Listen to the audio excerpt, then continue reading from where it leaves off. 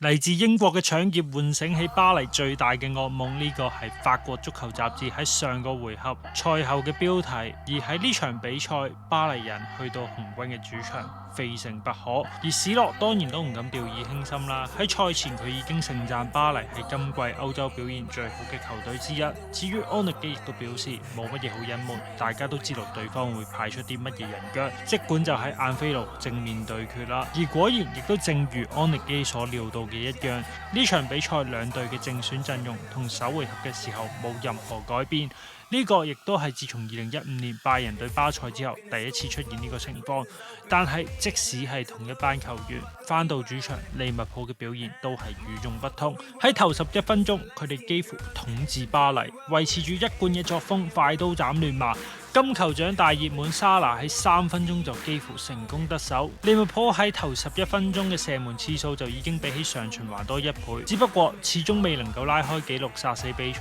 咁呢個時候就輪到巴黎反擊啦。2025年狀態最火熱嘅丹比利嚟啦，轉身然後成功策動攻勢去俾巴高拿，法國小將陰毒嘅傳送造成咗利物浦防線嘅誤會，造就咗丹比利攻入佢2025年第21個入波，令佢成為咗歐洲前5聯賽最多入球嘅球員。比賽亦都就係咁樣總比數追成平手。而之後亦都維持住呢個格局，只係巴黎並未能夠再次把握呢啲反擊機會，相反利物浦開始暴風雨一樣嘅攻勢。下半場出嚟嘅時候，蘇布斯禮炸糊，之後又輪到當拿龍馬大顯身手，同埋沙拿呢場比賽第2次被護空門。利物浦喺呢場比賽彷彿就變成咗上個循環嘅巴黎一樣，結果120分鐘雙方未能夠分出勝負，當拿龍馬再次喺英格蘭迎接12碼大戰，喺12碼階段成為英雄，連續撲出宗斯同埋紐尼斯嘅12碼，幫助巴黎終於喺地獄主場